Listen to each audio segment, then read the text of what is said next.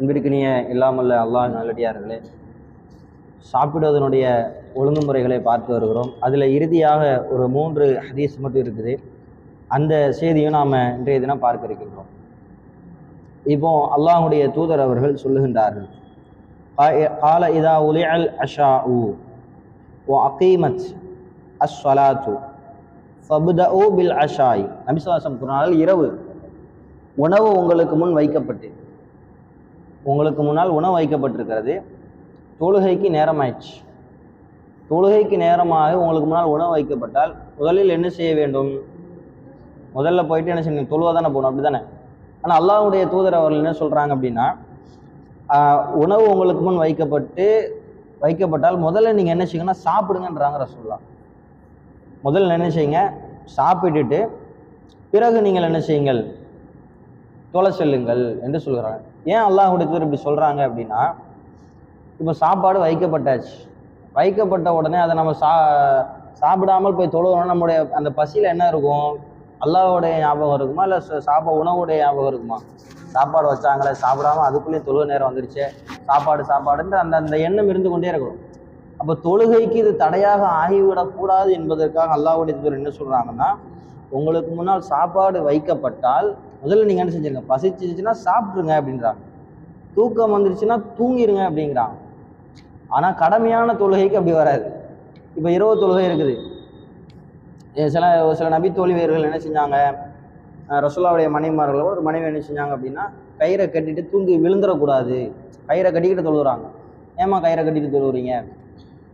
தூக்கத்தில் வந்து கீழே விழுந்துருவேன் அப்படின்னு சொல்லும் போது ரசூலுல்லாஹ் கோபம் அடைஞ்சான். இப்படி இந்த அளவுக்குலாம் வந்து மார்க்கத்தை நான் என்ன செய்யலை, உங்களுக்கு வந்து சிரமப்படுத்தலை. இப்போ 50 நேர தொழுகை தானே முதல்ல கடமையாச்சு. ரசூல் ஸல்லல்லாஹு அலைஹி வஸல்லம் அவர்கள் மிஹ்ராஜுக்கு செல்றாங்க. மிஹ்ராஜ் பயணத்தை அல்லாஹ் காட்டுறான். சொர்க்கம் வானம் இப்படி தான் இருக்கும், சொர்க்கம் இப்படி தான் இருக்கும், நரகம் இப்படி தான் இருக்கும், நரகத்தில் இந்த கெட்டவங்கள்லாம் இப்படிலாம் கதறுவாங்க, நல்லவர்கள்லாம் சொர்க்கத்தில் இன்பங்களை அனுபவிப்பாங்கன்னு நபிமார்களே சந்திக்க வைக்கிறான். பல காட்சிகள் அல்லாஹ் காட்டுறான். காட்டும்போது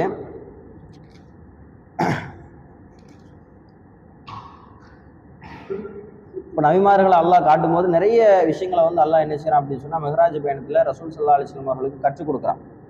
இப்போ முதல்ல நீங்கள் உணவு உங்களுக்கு வைக்கப்பட்டுச்சு அப்படின்னு சொன்னால் முதல்ல நீங்கள் வந்து சாப்பிட்டுட்டு அதற்கு பிறகு நீங்கள் என்ன செய்யுங்க அப்படின்னா தொழுகைக்கு செல்லுங்கள். இது கடமையான தொழுகை தொழுதான் ஆகணும், கடமையான தொழுகை. ஏன்னா 50 நேரம் எதுக்கு சொல்ல வந்தேன்? 50 நேர தொழுகை வந்து முதல்ல கடமையாச்சு. மிஹ்ராஜ் பயணத்தில் ரசூலுல்லாஹ் போகும்போது 50 நேர தொழுகை கடமையாச்சு.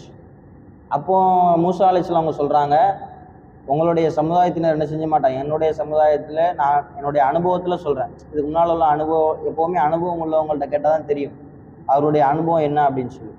அப்போ நபிமார்கள்லேயே எல்லா நபிமார்களையும் சந்திக்கும் போது இப்போ நபிமார்களை பார்த்தோன்னா மூசா அலைஹிஸ்ஸலாம் அவங்கள சந்திக்கும் போது மூசா அலைஹிஸ்ஸலாம் சொல்கிறாங்க, எங்களுடைய சமுதாயத்தில் என்ன செய்ய மாட்டாங்க, எவனும் தொழலை, அதனால் இவங்க தொழவும் மாட்டாங்க, அல்லாஹ்ட்ட போய் குறைச்சி கேளுங்க அப்படிங்கிறாங்க. அப்போ கொஞ்சம் கொஞ்சமாக குறைக்கிறாங்க.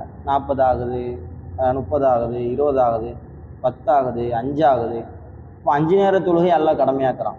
அப்போ தான் தொழுகை மிஹ்ராஜ் பயணத்தின் போது தான் தொழுகை என்ன செய்யும். அதுக்கு மேலே வந்து தொழுகை முறை வணங்குனாங்க. இந்த 5 நேர தொழுகை கடமையானது அப்போ கிடையாது.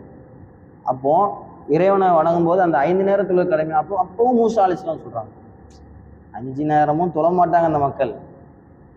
அப்படிதான் இன்னைக்கு பார்த்தா இப்போ இருக்கிறோம், ஒரு இடத்துல இருக்கிறோம், தொழக்கூடிய வாய்ப்பு இருக்குது, அதுவும் வற்புறுத்தக்கூடிய நிலைமையில தான் தொழக்கூடிய நிலைமையில இருக்குது. இன்னும் பல பேர் வெளியே ஃப்ரீடமாக விட்டால் நம்ம என்ன செய்வோம், இருக்கிற தொழுகை தொழ மாட்டோம்.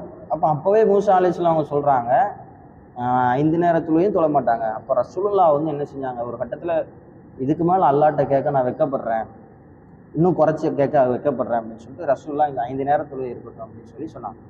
இன்னும் சொல்ல போனால் நபி ஸல்லல்லாஹு அலைஹி வஸல்லம் அவங்க வந்து ஒரு முறை என்ன செய்கிறாங்க, இரவு தொழுகை தொழுகிறாங்க. நபி தோழர்களெல்லாம் ரசூலுல்லாஹ் பின்னால் தொழுதுகிட்டே இருக்கிறாங்க. கூட்டமாக வந்துடுறாங்க. ஒரு நாளைக்கு 50 பேர்னா அடுத்த நாள் 100 ஆகுது, 100 150 ஆகுது. இப்படியே ஒரு எக்ஸாம்பிளுக்கு சொல்கிறாங்க, கூட்டம் கூடிக்கிட்டே இருக்கு. ரசூலுல்லாஹ் ஒரு நாளைக்கு வரல இரவு தொழுகைக்கு. அப்போ நபி தோழர்கள்லாம் ஏன் அல்லாஹ்வுடைய தூதர் இன்னைக்கு வரல, அல்லாஹ்வுடைய அப்போ அல்லாஹ்வுடைய தூதர் சொல்கிறாங்க, இந்த தொழுகை கடமையாக்கப்பட்டு விடுமோ என்று நான் அஞ்சுகிறேன். 5 நேர தொழுகையே கடமை அது உங்களுக்கு, அதுபோக இரவு தொழுகை மக்கள் எல்லாம் வந்த இனிமேல் இரவு தொழுகை கடமைன்னு அல்லாஹ் வகி இறக்கிட்டான்னா இன்றைக்கி நம்ம நைட்டு உட்காந்து என்ன செஞ்சுருவோம், கண்டிப்பாக தொழுதாகணும் முஸ்லீம் தான். அப்போ அல்லாஹ்வுடைய தூதரவங்க அந்த சிரமத்தை மக்களுக்கு கொடுக்க வேண்டாம் அப்படின்னு சொல்லி கடமை அந்த அவ்வளவு கட்டாயம் தொழுதாகணுன்ற நிலைமைக்கு ஆனால் தொழுவ மாட்டாங்க. ஆனால் தொழுவுறது சிறப்பு எப்படி வந்துருச்சு?